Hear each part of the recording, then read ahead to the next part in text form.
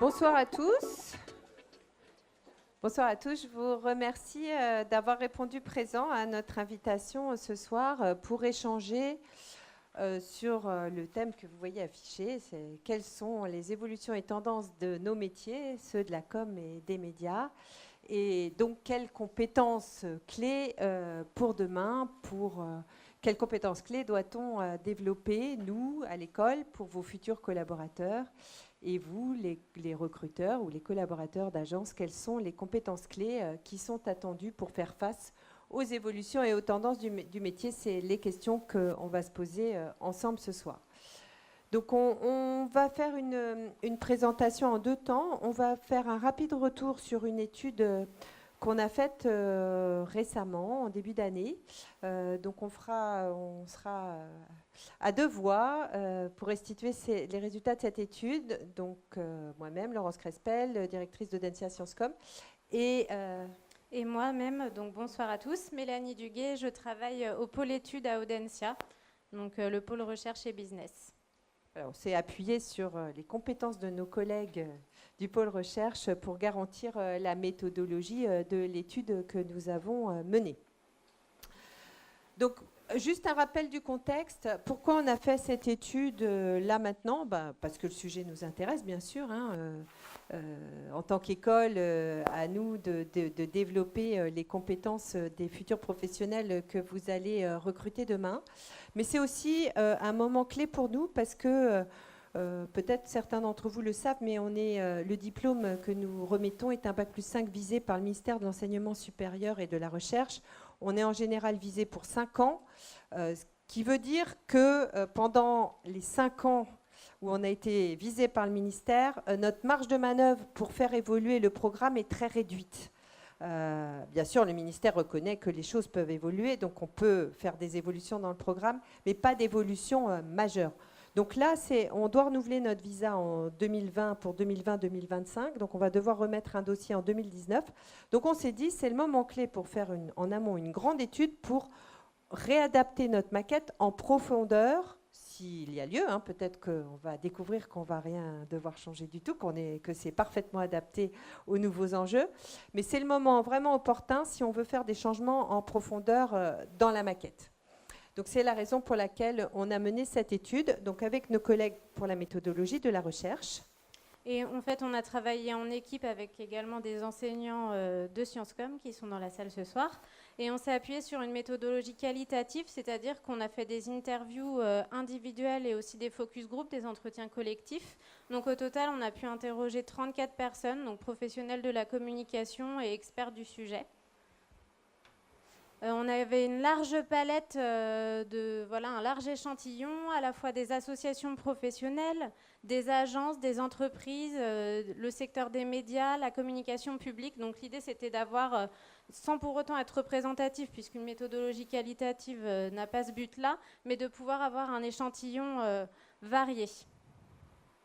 Donc voilà, là, vous pouvez voir les différentes entreprises et puis structures qui ont participé au focus group, donc 3 focus group avec des diplômés de Sciences Com et également des membres de l'APCOM. Voilà, donc un panel plutôt large en termes de typologie en fait des agences, des entreprises, des collectivités, des associations professionnelles, enfin des acteurs qu'on a interviewés. Et on s'est appuyé aussi sur une revue de littérature importante, surtout les publications sur les évolutions et tendances dans les métiers. Alors, dans un premier temps, on va vous présenter les différentes évolutions qu'on a pu constater à travers la revue de littérature et les différents entretiens qu'on a menés. Donc, il n'y a pas forcément de tendance révolutionnaire, ça a plutôt confirmé ce qu'on avait pu lire par ailleurs ou entendre. Voilà, il y a une complexité qui est vraiment au cœur de toutes ces évolutions, avec notamment en grande partie la digitalisation, mais aussi différents changements réglementaires, comportementaux, organisationnels et politiques. Donc la première évolution, c'est l'accélération du temps et la multiplication des outils et canaux de communication. Donc j'imagine que vous y êtes confrontés au quotidien. On nous a parlé dans les entretiens, donc ça c'est des verbatims, je cite des personnes d'immédiateté ambiante, de tyrannie de la communication, donc là c'est quand même assez fort. On nous a également évoqué à plusieurs reprises l'hybridation des compétences. Donc, il y avait déjà cette hybridation des compétences, mais on s'est aperçu que les frontières étaient de plus en plus floues entre la fonction communication, les ressources humaines, le marketing, et puis l'aspect commercial, notamment avec la désintermédiation, le fait que les clients puissent communiquer directement auprès des entreprises.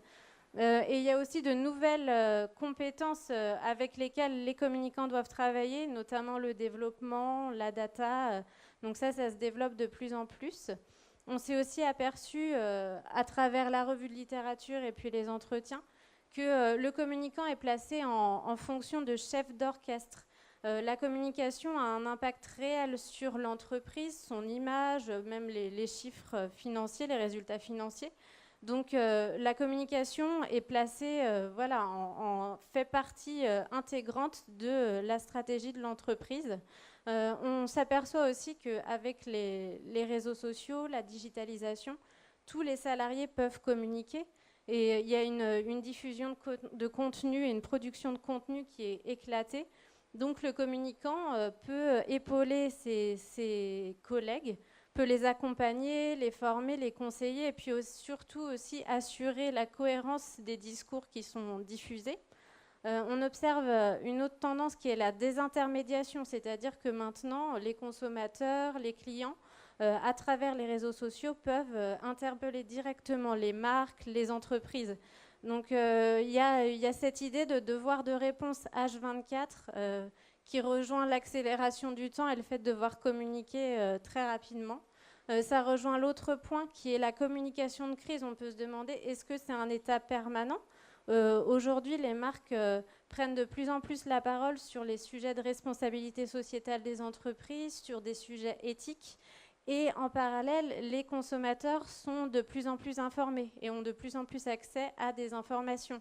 Et à travers les réseaux sociaux, ils peuvent aussi parfois créer, il peut y avoir des bad buzz qui sont créés. Donc l'idée, c'est qu'il faut absolument anticiper ce bad buzz, anticiper la crise en permanence. Ce qui est permis aussi par la digitalisation, c'est l'évaluation de la performance de la communication. Il y a de plus en plus d'outils et il y a aussi de plus en plus d'outils d'évaluation. Donc ça peut être chronophage, mais c'est surtout quelque chose sur lequel on peut s'appuyer pour piloter la stratégie de communication et puis pouvoir voir ce qui fonctionne, ce qui ne fonctionne pas, ce qu'on ne pouvait pas forcément faire auparavant. Donc ça permet d'aider à la décision et d'aider à la stratégie de communication. Les deux derniers sujets et enjeux qu'on a pu mettre dans cette sorte de fleur, c'est les data et puis l'intelligence artificielle. Donc ça a beaucoup évolué finalement entre le moment où on a terminé les entretiens, c'est-à-dire qu'on a mené les entretiens plutôt à la fin de l'année 2017, début 2018. Et donc à ce moment-là, on avait beaucoup de questionnements, il y avait des niveaux de connaissances très hétérogènes, mais on n'avait pas forcément un contenu très, très riche et très poussé. Mais l'idée, c'était de se dire que c'était des enjeux à prendre en compte et qu'il fallait aussi avoir une prise de recul, notamment sur les questions éthiques. Mais après, peut-être que Laurent, je peux te... En tout cas, dans les entretiens qu'on a menés, il y avait des écarts importants sur ces sujets-là. Ils étaient systématiquement évoqués, mais avec des écarts importants dans leur prise en compte, en fait, dans leur traitement et leur prise en compte. Mais de manière générale, on a été surpris de voir à quel point c'était des questionnements importants et pas encore de vraiment mise en pratique.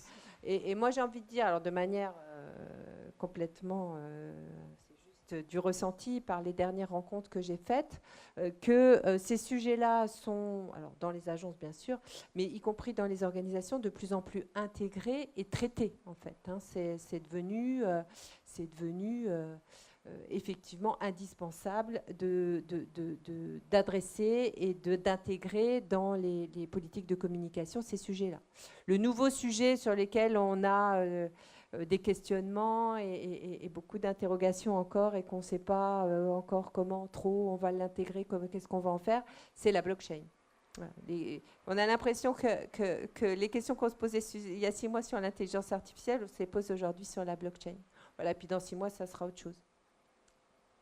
Bon, j'ai envie de dire que tous ces sujets-là, en fait, on les connaît. Hein. On les connaît tous, on les a lus. Voilà, il n'y a rien de surprenant. Ça ne fait que confirmer, en fait, les tendances qu'on perçoit tous au sein de nos agences ou au sein de nos organisations sur nos métiers. On n'a pas vu apparaître des tendances qui nous ont, ou des évolutions qui nous ont surprises ou qui étaient davantage en anticipation de l'avenir.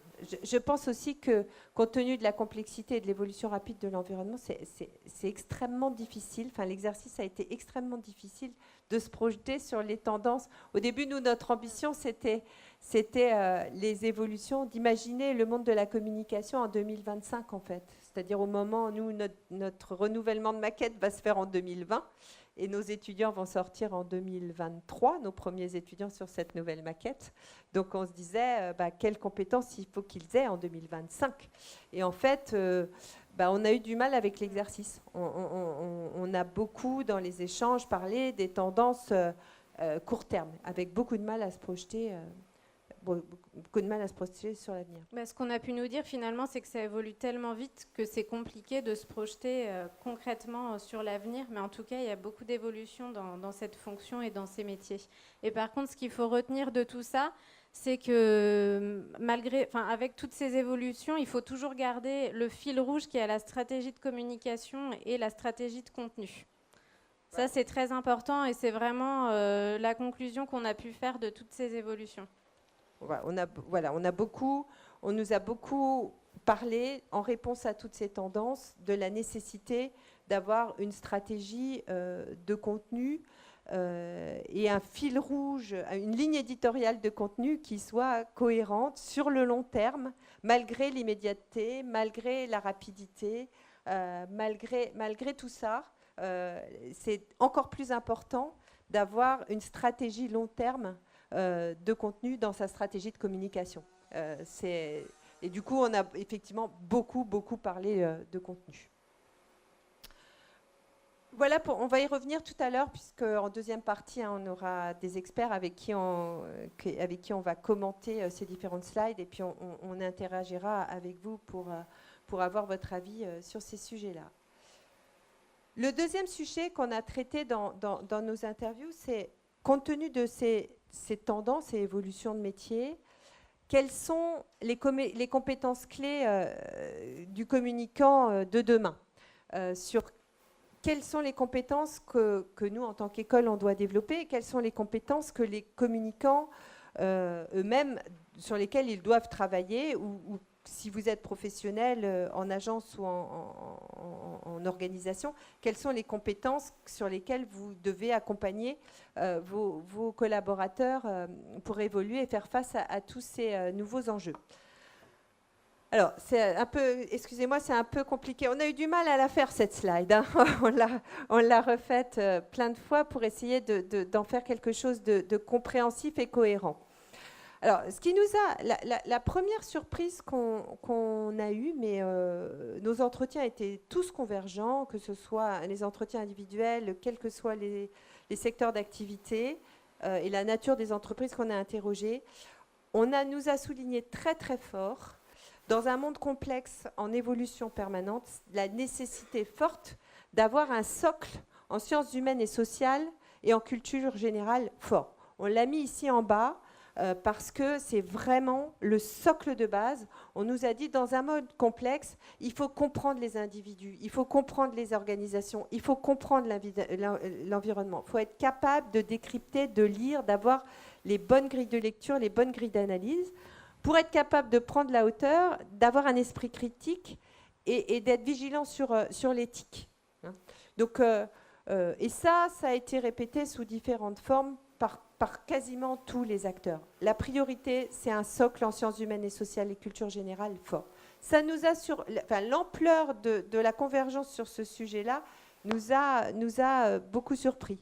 Moi, j'ai en mémoire une conférence à laquelle j'ai assisté où Mercedes Hera de BETC à VAS a beaucoup insisté sur ce point-là.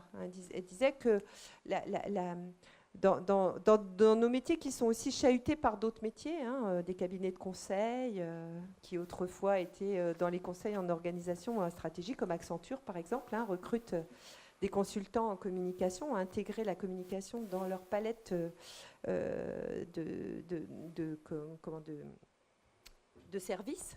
Elle disait ce qui fera notre différence, bien sûr c'est notre capacité à être créatif, mais ce qui fera notre différence aussi pour être créatif, c'est d'avoir cette compréhension du fonctionnement des individus, de l'individu, des individus entre eux, de groupes d'individus entre eux, d'individus avec l'organisation, etc., etc. C'est la compréhension du monde, en fait, des individus et du monde qui nous entoure. On nous a parlé, on a interrogé aussi Agathe Bousquet chez Publicis, elle disait, mais apprenez-leur l'économie, l'histoire de l'art. Pour comprendre le monde, ils ont besoin d'avoir ce socle-là, cette grille de lecture-là. Ensuite, le deuxième socle de compétences, mais là, pas de surprise, et ça, c'est le cœur de nos métiers, on sait bien faire, c'est les connaissances et compétences dans nos cœurs de métier, ceux de l'information et de la communication, pour comprendre, être capable de comprendre, d'analyser les processus de communication et être capable de développer, mettre en œuvre, piloter les stratégies et les politiques de communication. Ça, c'est le cœur de métier pour une école de communication. Ça, c'est le cœur de des compétences, des connaissances et des compétences qu'on développe dans nos cursus. Ce qui nous a aussi surpris, donc ça nous a pas surpris, et ça, c'est, j'ai envie de dire, en toute modestie, qu'on sait plutôt bien faire.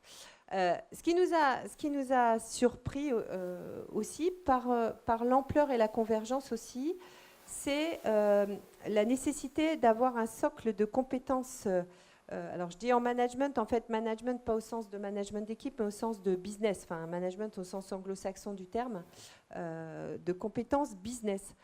Et ça nous a apparu plus important aujourd'hui et demain que ça l'était hier. C'est-à-dire qu'on attend des communicants de demain qui soient capables de comprendre et de contribuer à la stratégie globale de l'entreprise pour accompagner la transformation des entreprises. On attend d'eux qu'ils soient des moteurs dans l'accompagnement du changement, de la transformation, et aussi pour contribuer à la performance. Ça veut dire qu'il faut qu'ils aient des compétences en management de projet, bien sûr, en entrepreneuriat, en gestion financière, en marketing, etc. Ça va être compliqué d'expliquer ça à nos étudiants qui vont arriver au mois de septembre, la gestion financière. Mais on attend d'eux, voilà, ils ont de plus en plus de KPIs dans leur palette. La communication est au service de la stratégie et de la performance des organisations. Et donc, il faut qu'ils soient capables de comprendre et de mesurer cette contribution, cette création de valeur pour l'entreprise. Voilà, bien au-delà de ce que comprend bien sûr l'Infocom, qui est centrale, elle a une partie, elle a un socle sciences humaines et sociales, et elle a aussi dans son spectre des notions de management, de théorie des organisations, etc. Mais plus importante, il y a eu une emphase forte sur ce sujet-là. Et puis, par ailleurs, vous attendez tous des moutons. Alors, on disait des moutons à 5 pattes, c'est pas 5 pattes, c'est 50 pattes, en fait. On attend... non, je ne vais pas réussir à le dire là. En fait, on attend des communicants de demain. On nous a parlé, qu'on aurait dû mettre curiosité en capital et en gras, parce que, et ça, voilà, on a des savoir-être qui sont liés plutôt au côté humanité, mais curiosité, empathie, capacité relationnelle, écoute, humilité, rigueur, organisation, fiabilité, et j'en passe, c'est des meilleurs. Et agilité, bon ça, l'agilité, c'est le grand sujet à la mode. Adaptabilité, autonomie, sens critique, prise de risque, créativité, innovation, polyvalence, transversalité, voilà tout ce qu'on attend de vous comme compétences comportementales, comme qualité, pour faire face aux enjeux de complexité. Avec une forte emphase, je ne sais pas si mes collègues qui ont participé à l'étude me contrediront ou pas, mais avec une forte emphase sur la curiosité, l'empathie et l'écoute. De l'autre côté, c'est un autre bloc. De l'autre côté, c'est des compétences, des savoir-faire métiers, j'ai envie de dire, pour la plupart, sur lesquels il y a eu de l'emphase. Donc, ils sont bien évidemment liés au socle de compétences métiers ici, mais sur lesquels on a eu particulièrement de l'emphase. Des compétences qui sont liées aux compétences managériales, que ce soit de la négociation, ça va avec la performance, de la veille, parce que ça change tellement vite qu'il faut être en permanence en veille. Sur les compétences métiers, bien sûr, être capable de concevoir, piloter, ça c'est le cœur de métier, les politiques de com. On a beaucoup insisté sur l'interculturalité, sur les compétences interculturelles et la maîtrise indispensable, c'est même pas négociable, parfaite de l'anglais. Mais au-delà de l'anglais, on a mis l'anglais, mais au-delà de l'anglais, c'est une ouverture multiculturelle, en fait, qu'on attend. Sur les compétences techniques, on aura l'occasion d'en parler. Bien évidemment, le communicant de demain, il doit maîtriser un certain nombre de compétences techniques. On ne les a pas toutes énumérées, sur le code, la data, le montage, demain la blockchain, l'intelligence artificielle, etc. etc. Donc, on attend un socle de compétences techniques. Et puis, en parallèle de ça, back to basics, une maîtrise de l'expression orale et écrite qui n'a jamais eu autant d'importance. En particulier, alors ça va pouvoir, avec le vocal maintenant, peut-être que ça va évoluer, mais aujourd'hui, on est à l'écrit, un niveau d'exigence attendu, c'est normal. Il y a tellement de choses qui passent par l'écrit aujourd'hui, avec le digital, que le communicant d'aujourd'hui, de demain, doit savoir maîtriser sa langue parfaitement.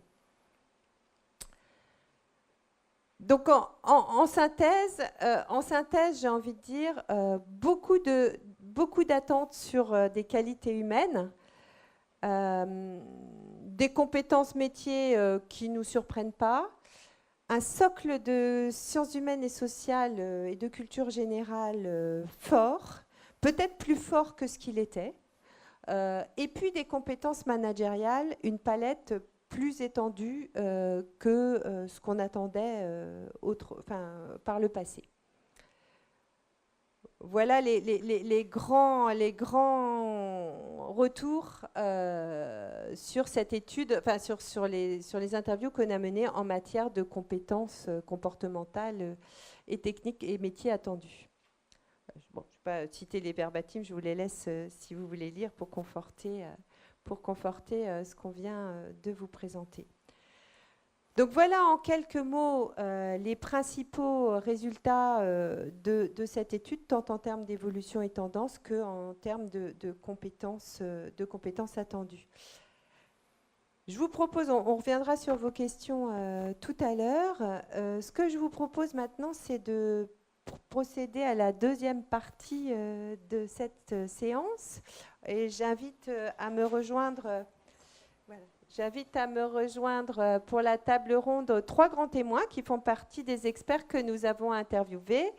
Laurence Demeur, directrice conseil de Gulfstream Communication. Alice Maltête, chef de projet chez Notchup. Et Valentin Guillois, président du directoire de The Links.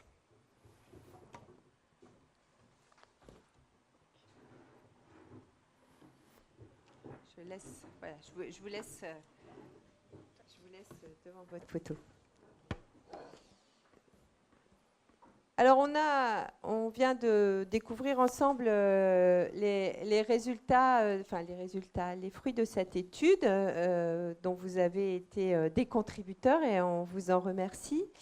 Et ce que j'aimerais faire avec vous, c'est commenter, puis avec vous tous, commenter ces différents apports.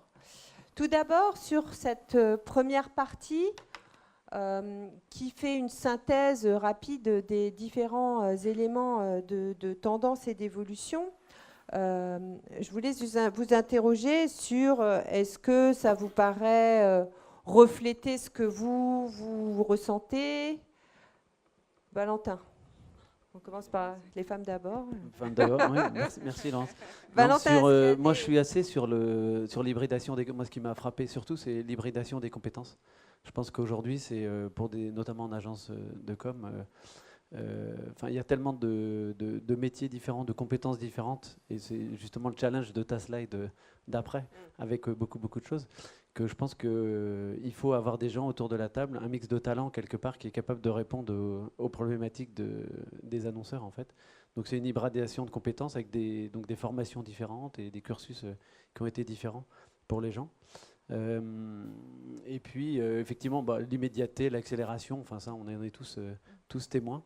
Mais moi je suis plutôt sensible sur ce que tu disais après sur c'est pas parce que le temps va vite qu'une entreprise doit pas être pérenne et avoir justement une stratégie long terme avec des stratégies de contenu, un fil rouge stable, éditorial, qui doit se méfier quelque part de l'immédiateté en fait qui va aller de plus en plus vite. Mais les marques, les grandes marques restent et doivent être calmes par rapport à ce buzz incessant.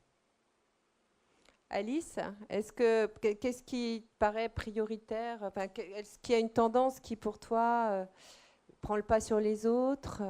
Je pense qu'elles sont à peu près toutes liées. Et vraiment, la communication chef d'orchestre est vraiment au cœur avec l'hybridation de compétences. Aujourd'hui, on ne peut plus se permettre de décorréler, on va dire, le web de la com, de la publicité. Tout est vraiment lié. Et après, tout ne peut pas non plus être que de la communication de crise. Il y a besoin de créer un fil rouge, un lien. Et c'est là où le professionnel doit être chef d'orchestre. Et si on pouvait peut-être rajouter quelque chose, ça serait la veille. En fait, en tant que professionnel, en tant qu'entreprise, on doit être en veille permanente. En veille des tendances, mais aussi en veille de ce que font les concurrents.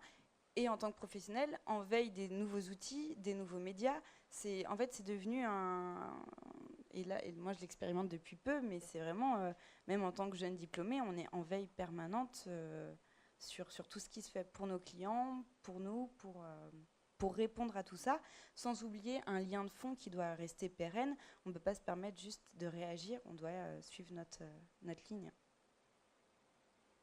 Laurence, un commentaire particulier? Qu'est-ce qui te paraît clé sur ces tendances-là? Quelles sont les tendances de fond? Alors, je partage tout ce qui vient d'être dit là, mais c'est vrai que moi, dans la discussion qu'on avait eue et encore aujourd'hui, je pense qu'en tant que communicant, on a quand même un défi, c'est pas se faire piquer notre place et notre business par d'autres compétences qui se développent, qui sont plus rares, qui peuvent se vendre plus cher, qui peuvent diminuer notre gâteau et faire que du coup, nos conditions de travail sont plus difficiles et qu'on a du mal à pratiquer l'hybridation des compétences. Donc du coup, moi je pense que le communicant, il faudrait quand même qu'il puisse être le chef d'orchestre de ces actions qui vont être liées, de ces actions de communication qui vont reposer sur l'intelligence artificielle, la maîtrise des datas et des messages personnalisés, parce que ça va constituer un marché important et que si nous, on n'est pas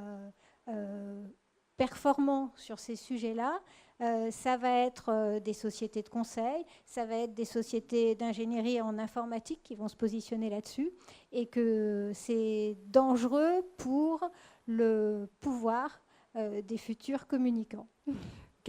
Tu anticipes un peu déjà sur les compétences dont on va y revenir tout à l'heure. Sur les tendances de fond, est-ce que ça vous a surpris en tant que professionnel, ce qu'on a dit tout à l'heure sur le décalage entre les interviews qu'on avait menées en janvier sur les datas, sur l'intelligence artificielle, où il y avait encore quelques balbutiements, et puis que finalement, on intègre, on compose avec, on l'intègre dans la stratégie de communication, les approches. Ça vous surprend? C'est une réalité? Pas spécialement. Moi, je trouve que effectivement, ça va très vite. Mais moi, je suis plutôt là-dessus. Sur un truc qu'on ne voit pas là, c'est sur le sens, sur la consommation responsable. Je crois qu'il y a un vrai... On parlait d'RSE il y a quelques années, etc. Mais je ne sais pas s'il est dedans. Mais je n'ai pas vu spécialement la conso responsable, écologique. Enfin, on ne parle plus que de ça, de consommer différemment, etc. Il y a des millions d'exemples, des milliers d'exemples de marques qui font ça. Donc je crois que le sens est à la fois pour nous en tant qu'entreprise, pour l'attractivité des talents, pour attirer des gens, etc. Donc on a besoin de donner du sens aux entreprises. Mais les marques ont besoin de donner du sens à ce qu'elles font et pour la consommation citoyenne, environnementale, etc. Donc je crois que c'est une tendance forte. C'est une tendance forte. Elle était, c'est vrai qu'on l'a pas remise.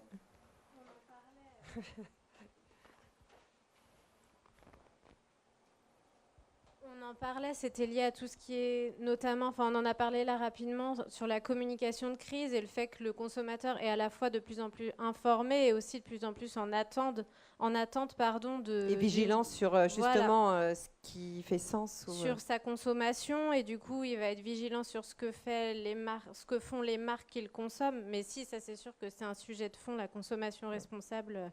Et d'ailleurs, nous, on travaille là-dessus avec Florence, voilà, dans le cadre de la chaire RSE, et on a mené pas mal d'études auprès de consommateurs. Et oui, ça prend de l'ampleur. Il faudrait effectivement qu'on le rajoute peut-être de manière distincte dans notre marguerite comme pétale de la marguerite.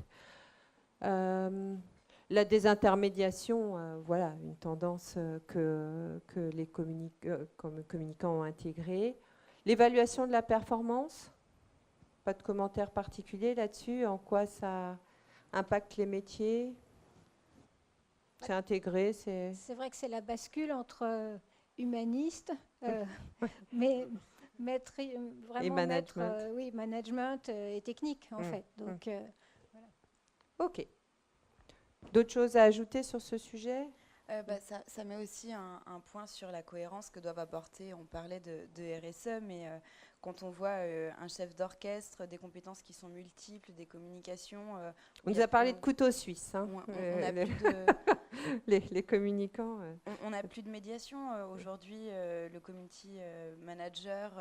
comme la parole qu'on va avoir sur d'autres médias, tout doit être lié. Donc on a un vrai enjeu de cohérence qui doit aussi être au centre de tout ça et pas oublier sa ligne.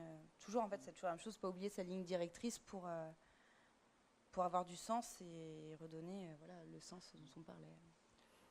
Est-ce que certains d'entre vous souhaitent réagir sur ces tendances-là? Est-ce que pour vous, rien de nouveau, est-ce qu'il y a vous avez des avis différents ou des choses complémentaires à apporter sur ce sujet?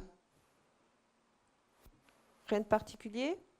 On poursuit sur l'angle des compétences. Donc, deuxième partie, effectivement, de l'étude, c'était de dire, voilà, compte tenu de ces grandes tendances, quelles sont les compétences qu'on va devoir développer en tant que professionnel, que communicant professionnel.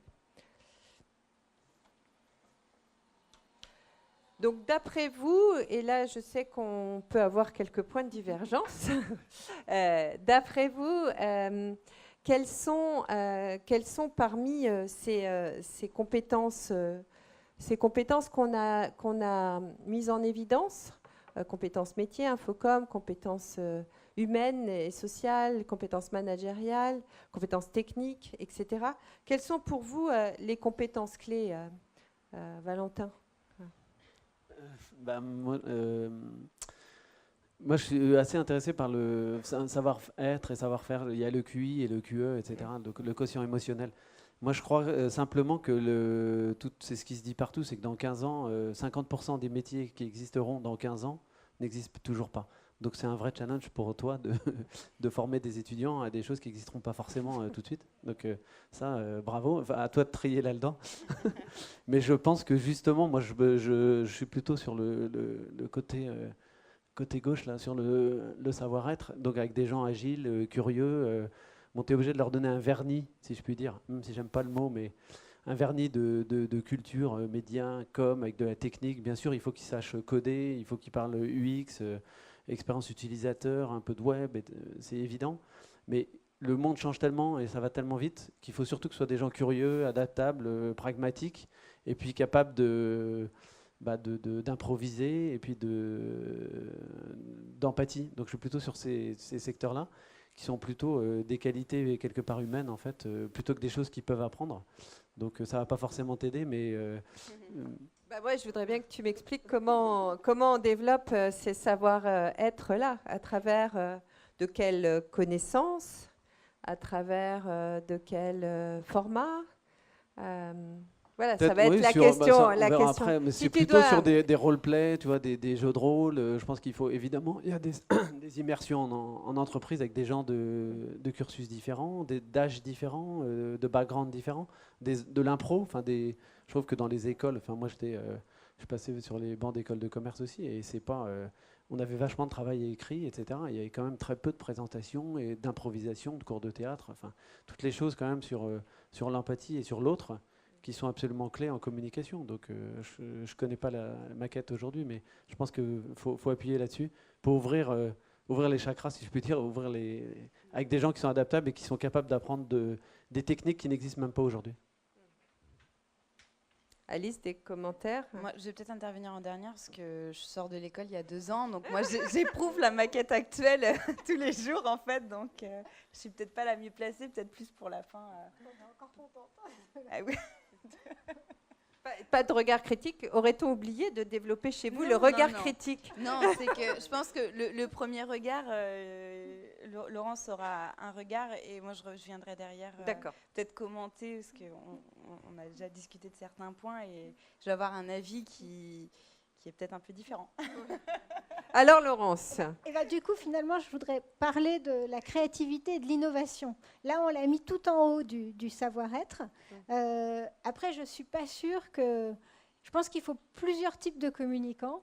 Et en fait, souvent, ce qui est bien dans ce métier, d'ailleurs, c'est qu'on se retrouve à bien travailler quand on est en binôme ou en trinôme, parce qu'on joue sur des complémentarités de talents. Donc, je dirais qu'au milieu, avoir cette empathie, cette curiosité et cette capacité relationnelle, c'est un passage obligé. Mais après, ce qui est intéressant, c'est les deux extrémités.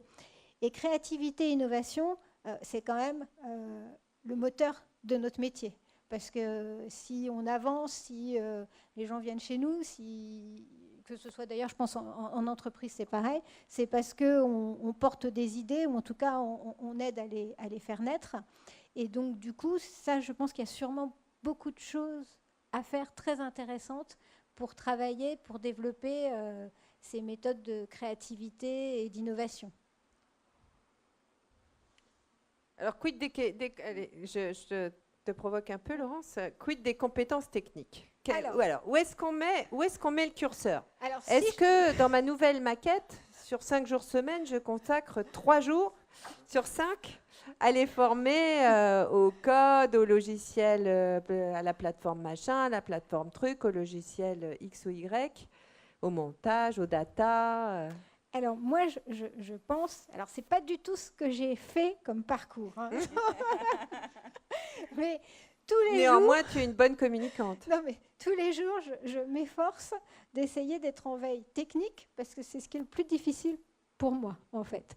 Et en même temps, je me rends compte que c'est hyper important, parce que sinon, nos conseils ou justement notre volonté d'harmoniser les problématiques, de guider avec du sens, si par ailleurs on n'est pas obligé si on ne maîtrise pas ce qu'on peut faire avec la technique et en tout cas la façon d'en parler, on n'arrivera pas à porter notre message. Donc je pense aujourd'hui que ce serait important de remettre un peu plus l'accent. Et quand je parle de socle technique, ce n'est pas juste apprendre à un vernis technique. Moi je pense qu'il nous manque, nous communicants, face aux enjeux de transformation scientifique du monde, transformation numérique, transformation énergétique, parce qu'on parlait de l'environnement. Et on se disait moi je viens de réaliser à quel point nos smartphones étaient chronophages en énergie, parce que je crois que c'est Sandrine Roudot qui en a parlé à la dernière conférence du Web Today. Je n'avais pas fait cette prise de conscience. Et je me dis qu'on a besoin d'avoir, bien sûr, un socle humaniste. C'est aussi un des socles qu'il faut garder. Mais ce socle technique et scientifique, il nous permettra de pouvoir à la fois vendre, il a un intérêt mercantile, c'est qu'on pourra être opérationnel et vendeur de ces nouvelles techniques qui sont hyper utiles pour atteindre nos objectifs de communication, mais aussi de mieux comprendre la transformation du monde dans lequel on est aujourd'hui. Et parfois, c'est peut-être une clé qui peut manquer aux communicants. Et en tout cas, quand nous, on embauche des jeunes profils, souvent d'ailleurs, ils ont beaucoup de qualités, les jeunes communicants. Et après, on n'est pas non plus forcément une compétence si rare que ça. Et souvent, ceux qui s'en tirent le mieux aujourd'hui en termes d'employabilité, c'est aussi ceux qui ont su développer des compétences techniques et scientifiques, je dirais, pour les anoblir un petit peu, différenciantes. Alors nous, ce qu'on nous a dit, mes collègues m'en contrediront s'ils ne sont pas d'accord, mais ce qu'on nous a beaucoup dit, c'est qu'il fallait alors je ne vais pas dire vernis, parce que si l'école dit qu'elle fait du vernis, ça va pas être terrible. Mais il fallait un socle, un bagage sur ces compétences techniques, et surtout qu'il fallait qu'on leur donne quelques clés et qu'on leur apprenne à apprendre, en fait, enfin, qu'on les conduise sur le chemin du apprendre à apprendre. Parce que les professionnels qu'on a rencontrés nous ont dit, de toute façon, vous allez les former sur telle technologie, telle technique, telle technologie. Dans 6 mois, on sera passé à autre chose. Voilà. Donc c'est important qu'ils maîtrisent globalement la façon dont ça fonctionne, mais surtout qu'ils soient capables, parce que ça va être leur lot quotidien pendant toutes les années qui vont venir, en permanence d'aller trouver eux-mêmes, d'apprendre, de trouver des tutos, de trouver un collègue, de s'appuyer sur des sources externes, de travailler tout seul le soir en rentrant à la maison ou le week-end pour développer ses compétences techniques en permanence. Ça ne sera jamais fini.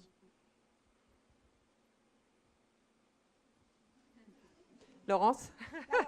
Il y a des compétences techniques. Alors, je ne dis pas que je maîtrise, mais par exemple, sur l'utilisation des réseaux sociaux, on peut, par la veille, par les tutos, on peut se former.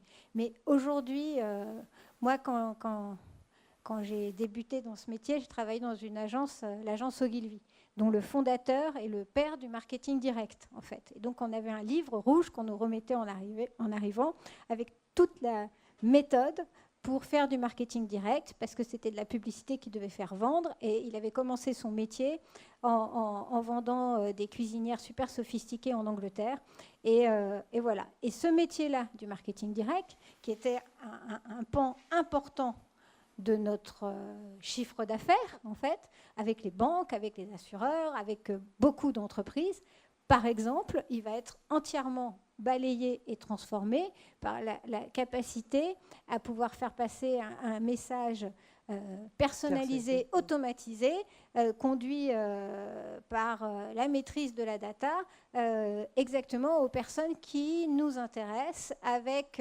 dans le champ de nos possibles l'articulation de notre offre adaptée. Moi, j'ai travaillé longtemps dans une mutuelle, en fait. Et je me souviens aussi de la période où on m'avait dit « Jamais on ne vendra une garantie santé sur Internet parce que le contact humain sera super important, jamais on pourra le faire. » Alors, ce temps-là est bien révolu. Mais aujourd'hui, j'ai vu que la MGEN a eu un prix Argus parce qu'ils ont monté un programme d'intelligence artificielle pour diffuser leurs produits à leurs adhérents, puisqu'on ne dit pas clients, et aussi en prospection. Et ça, c'est quand même plus difficile à appréhender, me semble-t-il, si on n'a pas creusé un petit peu davantage la question que certains aspects. C'est pas le communicant à qui on va demander de faire de la data analyse et de faire de cracher des lignes, faire des algorithmes. Le communicant, en fait, il va devoir nos qualités de communicant doivent être appliquées dans ce champ-là, par exemple, parce que nous, on est censé pouvoir identifier par rapport aux différentes cibles la chaîne des messages qu'on va devoir faire passer à chacun. Ça, c'est un travail de communicant. Mais si on ne sait pas le raccorder au background technique, on ne sera pas ceux qui le vendront. Donc on deviendra les sous-traitants. Et moi, j'aimerais mieux qu'on ne soit pas les sous-traitants. Des choses à... Moi, je suis assez. Non, je pense à peu près la même chose. Mais ce qui est important, c'est dans les communicants, c'est d'imaginer la stratégie de communication pour la marque. Donc, c'est effectivement pas celui qui va faire du RTB, qui va imaginer le point de contact sur le web où il faut passer en native advertising, etc. Donc, il y a des gens qui connaîtront mieux que les gens qui sortent de chez toi le native advertising et le RTB, etc. Il faut des gens capables d'imaginer des stratégies capables d'utiliser ces points de contact. Et ensuite, c'est plutôt chez les sous-traitants qui seront des hyper spécialistes du RTB, du natif, du ce que tu veux. Voilà. Donc moi, je suis plutôt sur le côté stratégie, et ensuite qui sera implémenté par des hyper spécialistes dont le métier, de toute façon, dont la technique, dont le code changera tellement vite qu'il faudra avoir des spécialistes que de toute façon, tu peux pas former en sortant d'école. Mais des gens adaptables qui connaissent déjà le R, qui connaissent déjà un des codes, je ne sais pas lequel qui marche bien, qui pourront tout de suite apprendre plus vite en fait. Alice ? Alors la jeune diplômée. Et voilà, en tant que jeune diplômée, et puis après, je vois bien aussi les postes, les différents postes dans lesquels sont mes amis et ce que j'éprouve au quotidien. Et je pense que les compétences techniques que l'on a doivent nous servir vraiment à communiquer avec ceux qui le font vraiment, avec les experts. Aujourd'hui, et de par mon parcours, par l'école où j'étais avant Sciences Com et par Sciences Com, j'ai eu du Photoshop, j'ai eu du InDesign, de l'Illustrator, du code.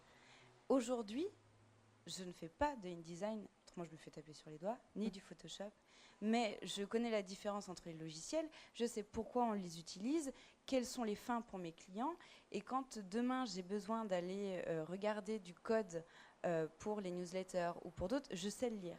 Je peux parler aux personnes qui le font. Et je pense que le vernis technique, il doit nous servir et il doit être sur... après, on peut discuter de la nature. Hein. Je pense qu'aujourd'hui, par rapport à la maquette actuelle, il faudrait qu'on aille un peu plus loin sur certains points. Mais il servira à être critique envers les experts, à pouvoir juger de ce qu'on nous propose, plus que de le faire. Et Sciences Com est une école généraliste. Quand je vois la multiplicité des métiers qu'on fait maintenant, c'est assez impressionnant. Et ce qui va vraiment nous former après en tant que spécialiste, ça sera nos stages, les rencontres, nos affinités. Il y en a qui ont plus d'affinités avec, par exemple, le SEO, qui sont partis vraiment après derrière en tant que spécialiste SEO. Mais le vernis de base doit être à la fois multiple, mais pas... On ne fait pas du vernis à Sciences Com. La base, on va dire, la base technique qu'on doit avoir, elle doit être multiple et doit justement nous permettre de nous ouvrir aux autres, de parler aux spécialistes. C'est plus mon point sur... Et elle est indispensable, mais comme l'est, on va dire, les sciences humaines sociales, l'infocom et les autres plans. Tout important, ça va être compliqué. Hein. Je vais annoncer aux étudiants à rentrer qu'ils ont 1000 heures de cours dans l'année. On va les faire travailler le samedi et le dimanche aussi. Mais après, ce qui est compliqué, et on s'en est parlé l'autre jour sur la terrasse, c'est que quand on est étudiant, on ne voit pas forcément tous les tenants et aboutissants. Et on se dit, les sciences humaines et sociales, franchement, ça ne sert à rien. Enfin, moi, ce n'était pas mon avis. Mais voilà, je l'ai entendu. L'infocom, c'est pareil. L'infocom pur et dur. Et pour certains, il n'y a que les compétences techniques qui vont compter. Et c'est là où il faut vraiment remettre en perspective les deux. Autrement, on se retrouve... J'en ai aussi dans des amis qui ont fait d'autres écoles ou dans mes clients, ou quand on est responsable com. Aujourd'hui, passer un test pour faire du Illustrator, j'ai eu exécution Illustrator pour être responsable com. Je pense qu'il y a 2 poids 2 mesures. Aujourd'hui, ce qu'on nous demande principalement, c'est de réfléchir et de jouer avec tout ça, plus que... d'être expert sur un domaine particulier. Moi, je ne voulais pas transformer les communicants en techniciens. Non, mais c'est de la provocation. Est-ce que, moi, ça m'intéresserait d'avoir vos commentaires. Est-ce que vous avez des choses à ajouter ou des choses à renforcer sur ces compétences dont on vient de parler ?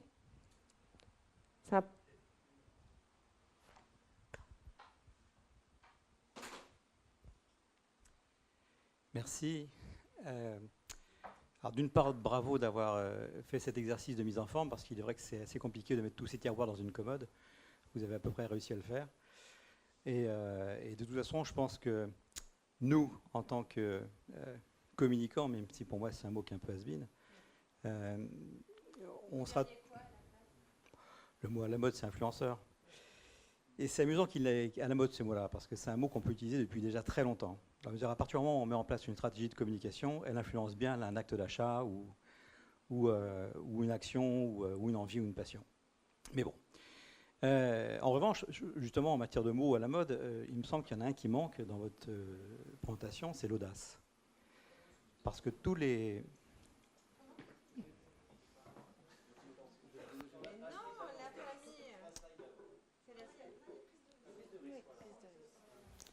Alors, oui, enfin... En plus, Audencia qui oublie de mettre l'audace. Oui, c'est ça, voilà. Et c'est l'audace, parce que l'audace, pour moi, c'est vraiment ce qui m'a motivé un personnage à sortir de sa fameuse zone de confort et aller de l'avant. Et à faire en sorte qu'il va... Et on a un peu un mal français, dans la mesure en France, on a toujours tendance à sous-estimer. Alors qu'en Amérique du Nord, au contraire, il faut donner l'impression qu'on va 1 milliard, même si on gagne le SMIC. Donc, mais il y a des différences de culture qui sont intéressantes. En revanche, pour bien comprendre le thème de votre soirée, c'est vrai que vous n'êtes pas une clinique non plus, Audencia. Donc ce n'est pas votre rôle de faire des thérapies de groupe pour faire en sorte que chaque étudiant soit bien dans sa peau. C'est un peu la limite que je donne à tous les conseils qu'on peut donner. Je pense qu'il n'y a pas de recette. Vous avez des étudiants qui sont curieux et d'autres qui ne feront jamais rien. Ça, vous n'y pouvez rien. On essaye de les recruter. Oui, non, mais parce que ça va nous aider aussi, si vous voulez. Alors, on a des grilles. C'est la loi du jeune, quoi. Mais au-delà de cela, l'élément, je veux dire, moi j'ai déjà une question, c'est de connaître la moyenne d'âge du panel qui a fait cette étude. Extrêmement variée, de Alice qui est jeune diplômée, ça va, je sais pas, Edouard Henker, le président de Macaya, il a quel âge? 65 ans. Agathe Bousquet, elle a, je sais pas, 45 ans. C'était vraiment toute catégorie d'âge confondue. Hein. Je vais juste vous citer un exemple que j'ai vu à Montréal il y a très longtemps, parce que c'est un patron d'une agence qui s'appelle Bleu Blanc Rouge qui avait donné un conseil à quelqu'un que je connais qui s'appelle Hugo Dimoro, en recherche à l'époque aussi. Il lui avait dit, en fait, mais te pose pas tant de questions. Tu prends un sac, tu mets tout ce que tu as dans la tête dedans, sans vouloir trier, et puis après tu verras. Et je crois que c'est un bon résumé en fait de tout ce qu'on essaie de cloisonner avec des conseils curieux, parce qu'encore une fois, nous sommes dans une guerre de points de vue, on aura tous une vision différente. Et d'ailleurs, le mot vision n'apparaît pas non plus dans ce que vous faites là, c'est peut-être un mot en plus parce qu'au final, c'est un peu pour ça qu'on est là, c'est de donner une vision à une marque, alors porter quelque chose. On le met là, dans les stratégies, dans le volet stratégie. Oui, bien sûr. Ouais. Ouais. Mais en tout cas, ce côté justement de se dire, sortir de justement un peu de tout ça. Sortir des schémas de data, où je veux dire que la data, c'est la séduction d'une moissonneuse-batteuse quand même. Donc je pense qu'il faut peut-être à un moment donné passer un message à des plus jeunes pour les motiver à quelque chose et faire en sorte qu'on soit dans autre chose que simplement des tiroirs comme ça où on va se dire est-ce que je fais pour l'empathie ou de capacité. Et pour finir, simplement, comme remarque, c'est quand même une vision de patron d'agence qui veut quelqu'un super expert partout et qui, à mon avis, ne va pas le payer très cher. Donc je crois que c'est difficile peut-être, là, si vous connaissez un profil qui rentre là-dedans, vous me l'envoyez tout de suite parce que là c'est... Non, mais on dit pas dans le panel des personnes qu'on a interviewées, il y avait en partie des agences. Alors il se trouve que ce soir, on a répondu présent à notre invitation uniquement des professionnels d'agence, mais dans le panel, on vous a montré, dans le panel qu'on a interviewé des associations professionnelles, on a interviewé des DIRCOM de collectivités territoriales, d'entreprises diverses et variées. Et là c'est un guideline pour nous.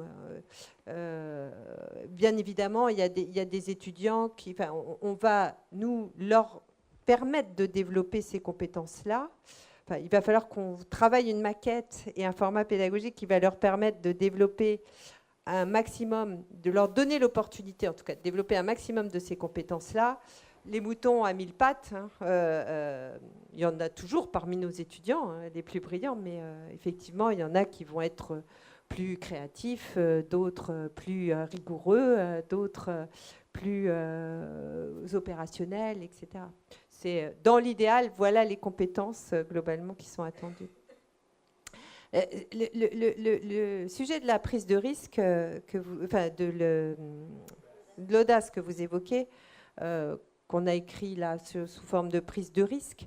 Nous, on se pose aussi la question, parce qu'on nous l'a beaucoup dit, hein, faut apprendre à faire des erreurs, les jeunes diplômés, les étudiants, nos collaborateurs, ils essayent de bien faire, de respecter toutes les règles.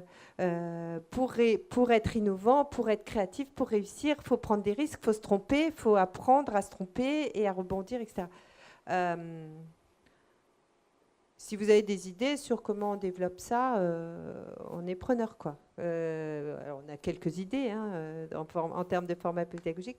Comment on développe ces compétences-là, ces compétences d'audace, de prise de risque surtout quand nous, on est une école et qu'on les évalue. Mais bon, ça c'est.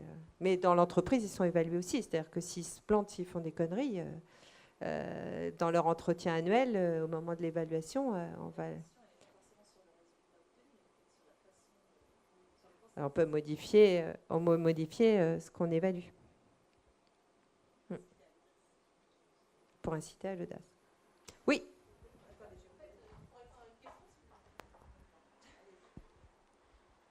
Pour répondre à votre question, moi, franchement, en tant que recruteur, si demain je dois employer quelqu'un à la communication, j'aurai pas forcément 50 000 postes, mais vraiment ce qui m'intéressera, et ça c'est vraiment, je rejoins monsieur là-dessus, l'audace, la prise de risque. Mais surtout, j'aurais besoin qu'ils comprennent d'abord le métier, mais à fond. Mon enjeu business, et cette capacité à apprendre ça rapidement. Et ensuite, effectivement, peut-être une compétence technique, mais pas 50. Je ne chercherai pas forcément à... Enfin, je pense pas... Parce que là, j'ai l'impression que vous avez décrit un mouton à 7 pattes. J'y crois pas, vraiment. Donc, on sait qu'on doit absolument sélectionner quelques items parmi voilà, tout ce que vous proposez ici. Et je pense que la curiosité... c'est ça qui va servir la prise de risque et l'innovation. Ça ne peut pas passer par autre chose. Et le sens critique aussi, être capable de remettre en question justement tout ce qu'on a appris à l'école et le mettre en corrélation avec la compréhension du métier, être capable de regarder ce que font les autres. Donc là, la veille, évidemment, c'est un temps pour moi très important.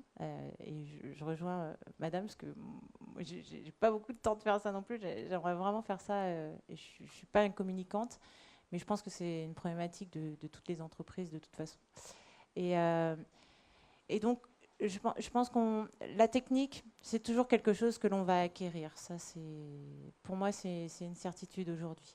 La capacité à apprendre et à aller chercher l'information, ça vraiment, par contre, c'est ça et la prise de risque, c'est vraiment les deux compétences phares, à mon sens. Voilà. Ok. Il y a peut-être une réponse sur le développement de l'audace qui a été donné par Valentin, ça hein oui, juste peut-être je crois que j'ai entendu tout à l'heure qu'il y avait des suggestions en matière de théâtre ou de cours de mise en situation d'individus. Et là aussi, c'est un élément différenciant entre ce qui se passe en Amérique du Nord et chez nous, parce qu'en fait, en Amérique du Nord, dès 3 ans, on les met sur une scène devant 500 personnes. Et ils grandissent avec ça. Ce qui fait qu'ils ont, je ne dis pas qu'ils n'ont pas le trac, mais naturellement, ils sont forgés pour plus facilement être armés contre ça. Et d'où l'audace. Parce que finalement, l'audace, c'est quoi ? C'est un élément qui va contre nos peurs, quoi, la capacité à se dépasser.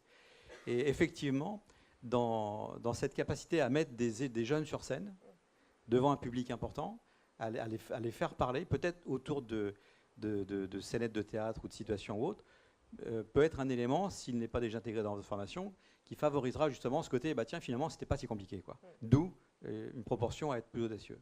Bon, point de vue. C'est effectivement, on doit travailler sur 2 choses. Hein. Enfin, c'est ce qu'on essaye de faire en permanence. C'est les contenus de ce qu'on apporte et les formats pédagogiques qui sont en lien avec les contenus. Donc, c'est ce qu'on essaye de faire, de proposer des formats pédagogiques qui, effectivement, forcent les étudiants à se mettre en scène. Pour se mettre en scène, en fait, il y a beaucoup de travaux de groupe qui sont après présentés, donc qui obligent un petit peu à prendre la parole. Et puis après, de toute façon, il y a des formats qui ne pourront pas évoluer. Je pense notamment à tout ce qui va être sciences humaines. Mais après, toute la partie micro-agence, peut-être des séminaires des fois plus courts, mais sur des sujets un peu plus variés. Mais même sur les avoir plus de micro-agences, choses, quoi. on en discutait entre membres de l'équipe pédagogique. Quand vous parliez de la prise de risque, c'est quelque chose qui nous travaille parce que on trouve que justement, dans les travaux de groupe, la micro-agence, où ils reçoivent un brief d'une entreprise et on les coach et ils doivent travailler pendant un certain nombre de semaines et les entreprises reviennent, c'est comme dans la vraie vie, et ils font leur présentation en public devant toute la promo, etc. Et les professionnels qui sont là. On trouve que ces derniers temps, ils font bien leur travail. Voilà, ils font un bon job. Mais ils ne prennent pas beaucoup de risques. On se dit, il faudrait qu'on arrive effectivement, au travers des formats, à les inciter davantage à la prise de risque, quoi. Parce qu'ils sont bons élèves. Et ils essayent de bien faire. Et pour ne pas se tromper, on ne prend pas de risque, en fait. Donc ça, on sait que c'est un sujet sur lequel il faut qu'on travaille, et des formats, au travers de formats qui permettent de développer cette capacité à prendre des risques. Parce qu'on sait que c'est ce que vous attendez d'eux. Donc, il va falloir qu'on bosse là-dessus. Je peux poser une petite question ? Vas-y. Julien Pierre, enseignant-chercheur et membre du groupe de travail sur l'étude. Membre du groupe. Ouais, j'avais une petite question, c'était juste pour revenir sur un élément que vous avez dit, parce que c'est une question qu'on se pose aussi en interne là, dans l'équipe. À un moment, vous avez dit qu'il y avait différents types de communicants, de professionnels. Et nous, pour l'instant, la manière dont on est organisé, on a découpé notre formation par des filières d'activités comme externes, comme internes, par exemple, pour faire au plus simple, on va dire. Communication de marque, communication des entreprises et des institutions, communication médias, et puis on commence à avoir aussi de formations en apprentissage à côté, qui sont sur des spécialisations un peu différentes. Donc on a une approche structurée de cette manière-là, et on se posait la question de savoir si on gardait cette approche-là, cette structure-là, si on la pensait autrement, et il y avait la possibilité de l'imaginer par des métiers.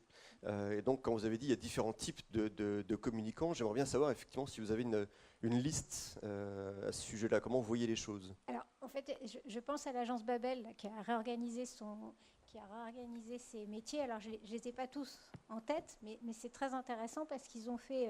il y a les storytellers, enfin les gens de contenu, mais il y a aussi, ils ont intégré des créatifs, mais au sens aussi des photographes, des scénographes, etc. Donc, il y a un pôle... production de contenu artistique, en plus des storytellers qui tiennent plutôt le fil. Après, alors je ne sais plus comment ils les ont appelés, mais là, je pense que je trahis un petit peu leurs propos, mais je crois qu'il y a un truc qui s'appelle les performeurs, qui sont axés sur la maîtrise des KPI. Et là, on va justement trouver le côté plus orienté résultat entreprise. Qu'est-ce qu'on va faire pour qu'avec l'argent qu'on nous donne. Et puis après, je ne sais plus, mais il faut qu'on révise parce que je me suis dit, c'est malin. Parce que, et souvent, nous, on sait bien, en fonction des sujets, je dirais qu'une des premières décisions qu'on doit prendre, c'est qui on va mettre autour de la table. Et après, il ne faut pas non plus qu'on mette trop de monde. Alors, en fonction des sujets, il faut voir si on met... souvent, quand même, c'est pas mal de mettre un performeur, on ne va pas dire homme d'ailleurs, ce serait... Quelqu'un qui va avoir la vision orientée business, résultat, et peut-être plus technique, même s'il ne faut pas faire de généralité. Il faut un créatif, mais un créatif au sens, justement, raconteur d'histoire, inventeur de concepts. Et puis, il faut aussi ceux qui savent... transcender la mise en forme du concept, donc qui vont le ressentir de façon sensible. Alors chez nous, c'est souvent des directeurs artistiques, mais on aurait intérêt à avoir aussi intégré, comme le font certaines agences, les photographes, ceux qui maîtrisent la vidéo, ceux qui maîtrisent la scénographie, parce qu'il y a le fond du message et après il y a le style, la forme dans laquelle on va le faire passer qui est hyper important.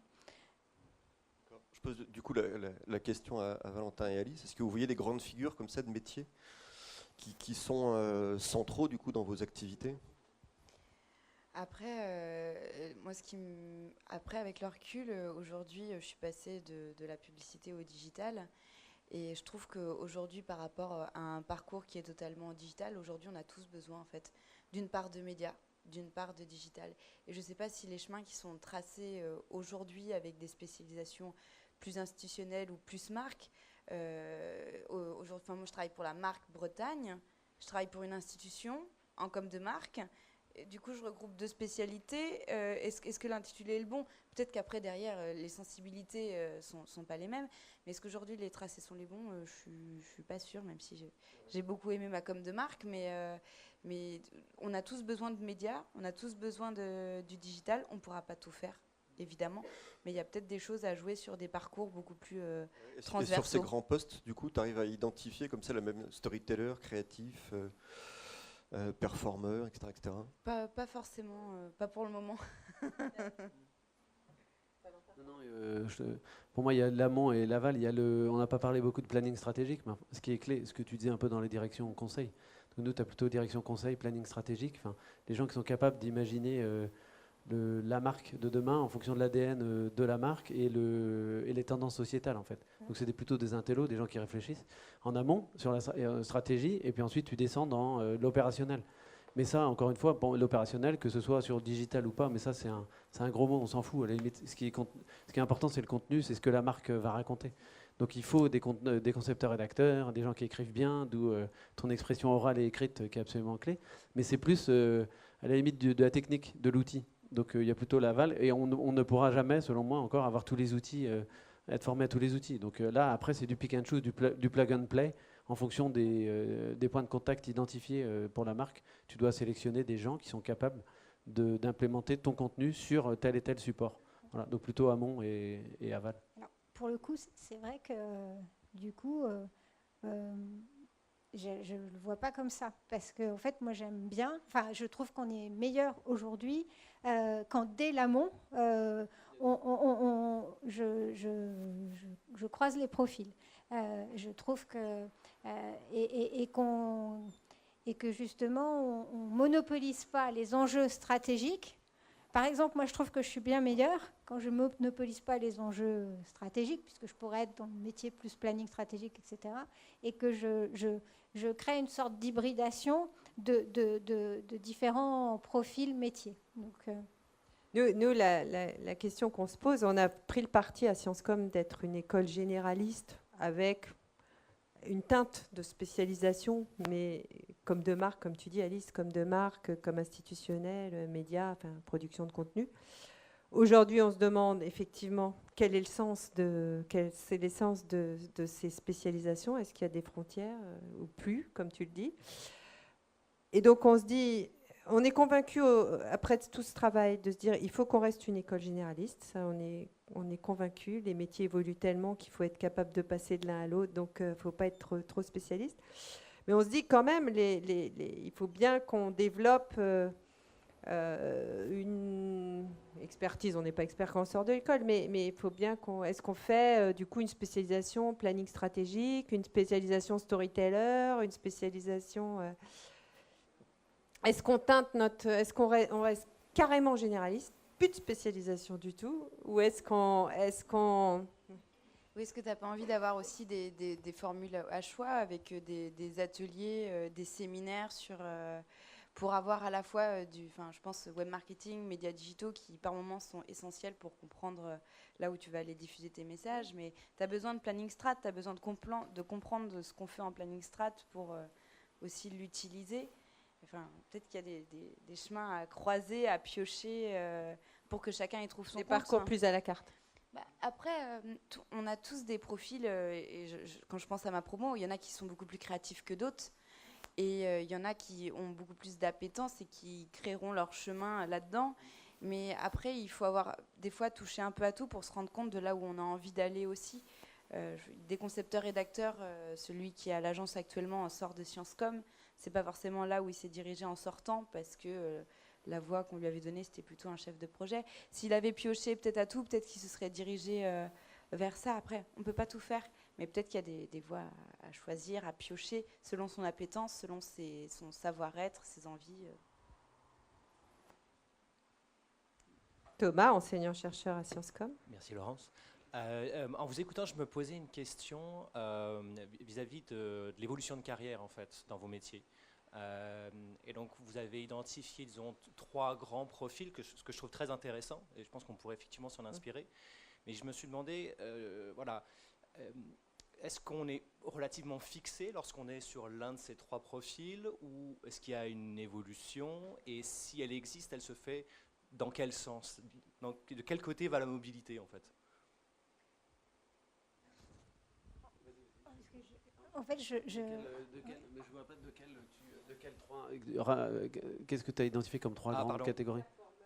Donc il y avait le storyteller. Performance, contenu et puis création. C'est ça, performance, contenu, création. Alors quand on commence sa carrière, je ne sais pas moi, comme au niveau de la création, est-ce qu'il est courant qu'on évolue vers des choses plus du performeur, ou est-ce qu'on est un performeur, on reste performeur et puis on fait sa carrière là-dedans puis... Honnêtement, j'en sais rien. Pour répondre par un cas précis, moi j'ai une jeune collègue, Gaëlle, qui est une ancienne de Sciences Com, qui est directrice conseil à l'agence, qui a, en sortant de l'école, choisi, elle, d'être conceptrice-rédactrice.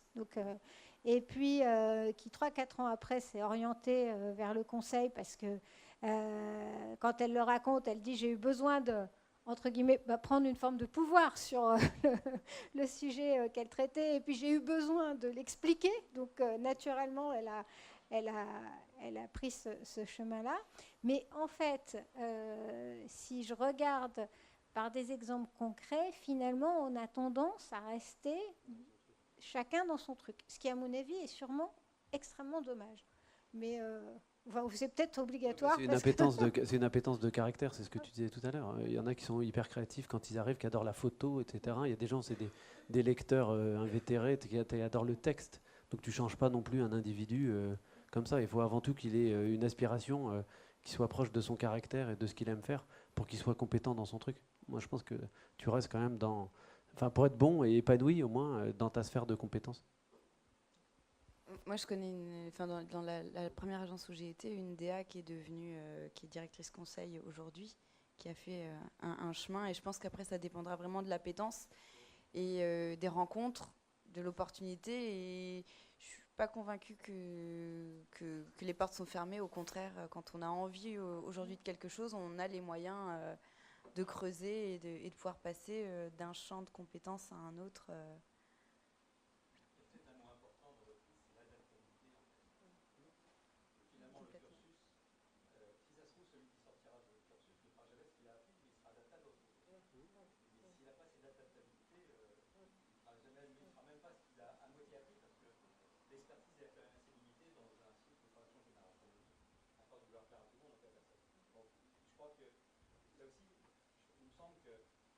Si au bout du compte, vous avez des profils qui ont acquis cette capacité d'adaptabilité, je veux dire, c'est gagné. Peu importe comment dire. Et c'est peut-être aussi ce que les agences peuvent chercher. Parce que de toute façon, ce sera rarement le cas, sauf dans les profils ultra techniques, mais ça ne sera pas le cas chez vous. Un expert in design ne sera pas ici, il sera un expert design, un expert. Vous voyez ce que je veux dire, c'est qu'il y a peut-être une photo globale à se dire, ok, si je suis généraliste, il faut au moins que le client soit adaptable. Après, à nous de trouver, je suis entièrement d'accord avec vous, à nous de trouver comment on développe l'adaptabilité. Par quels moyens, par quel contenu, par quel format on va pouvoir développer cette adaptabilité. Alors on les envoie tous un semestre à l'international.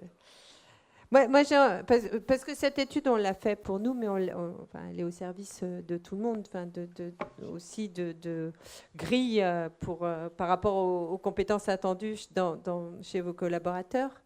Si, dans vos organisations respectives, quelles sont les compétences sur lesquelles vous êtes le plus incité ou vous incitez le plus vos collaborateurs à se développer? Est-ce qu'il y a un axe clé dans votre budget, Valentin, dans ton budget formation? Est-ce que tu as as un axe particulier sur le développement d'un domaine de compétences précis ou? On a fait pas mal de trucs sur le design thinking, sur La la créativité. le UX, enfin, l'expérience utilisateur, tous les trucs de design thinking qui doivent, pour augmenter la proposition de service d'une marque, en fait. Le design de service, une marque doit aujourd'hui être plus large. Et du coup, il faut ouvrir un peu les yeux aux gens en pensant utilisateur first. Donc, on a fait pas mal de formations créativité, de sessions créatives sur ça. Alice, dans ton agence, qu'est-ce qui est proposé en priorité comme axe de développement? Mais là, on a encore, nous, une agence plutôt vraiment créative, concept à la base. Et après, on se rend compte que des fois, justement, cette transversalité, c'est ce vers quoi on va de plus en plus avec des profils. Typiquement, moi, j'étais stagiaire publicité embauchée au digital. J'ai un de mes collègues qui a, pareil, cette double compétence. D'autres qui sont maintenant passés entre le design et la pub, même si on essaye de supprimer les pôles, on a tous quand même des compétences techniques. Et on essaye d'impulser de plus en plus ça aussi au niveau des créas. C'est aujourd'hui ce qui est un peu plus compliqué. Donc vous allez mettre la priorité sur la transversalité en fait. Transversalité avec une appétence aussi sur l'hybridation des compétences. L'hybridation et le digital. Ouais. Laurence? Nous, on essaie de faire que ceux qui ont des expertises digitales ou réseaux sociaux infusent leurs compétences au reste des équipes en fait. Et, donc priorité aux compétences techniques. Alors pas que techniques, mais parce que community management, réseaux sociaux et digital, c'est pas que technique. Ok. Est-ce que vous avez d'autres commentaires à ajouter, d'autres questions à poser avant qu'on se retrouve autour d'un verre pour ceux qui le souhaitent? Merci à vous tous pour votre contribution. Et puis, on vous propose, à ceux qui le souhaitent, de boire un verre avec nous dans l'espace détente des étudiants qui... Comme on n'a pas d'étudiants, eh ben, on squatte l'espace détente des étudiants. Et Laurence, tu as beaucoup prononcé le communicant de demain et c'était nous, notre sujet d'entrée à l'école. On avait une semaine pour faire la vidéo sur qu'est-ce que le communicant de demain. Et alors, tu t'y retrouves? Je ne sais plus ce qu'on avait donné, mais je ne sais pas si on va retrouver aussi... Enfin, pas sûr que ce soit aussi complexe, ça.